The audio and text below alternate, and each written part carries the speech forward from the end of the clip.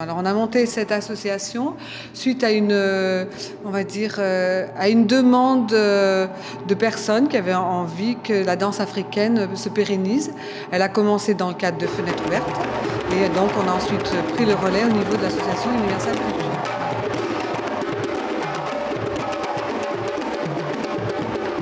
Les professeurs viennent une fois tous les 15 jours, on fait 2 heures de danse africaine, donc toute l'année, et ensuite on fonctionne par stage. On aura de la danse africaine toujours avec Lala Keita, de la danse indienne, donc du Rajasthan, avec Sarah Avril, et ensuite du tango argentin. Les danseurs africains, on les a recrutés soit sur Toulouse, soit sur Briançon. On a eu des gens de Grenoble, on a voilà un petit peu partout. Et ensuite, Sarah Avril, c'est la région toulousaine. Des gens qui viennent. Voilà. Après, des autres professeurs sont plutôt de Toulouse. Et la capoeira, c'est un contramestre qui lui vient de Rouen. Voilà, et qui travaille aussi, et ça je tiens à le dire, avec le Festival d'Acier en été. Et pendant la saison, il fait aussi des stages sur acier.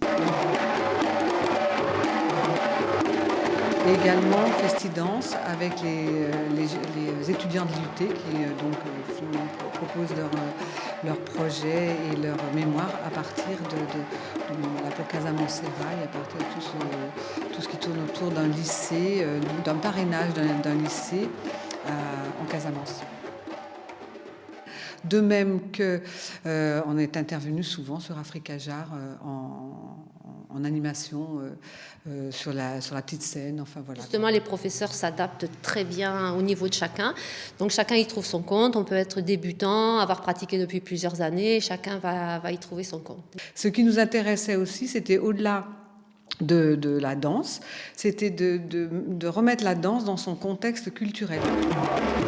Par exemple, le tango argentin, il y a toute une histoire autour du tango argentin.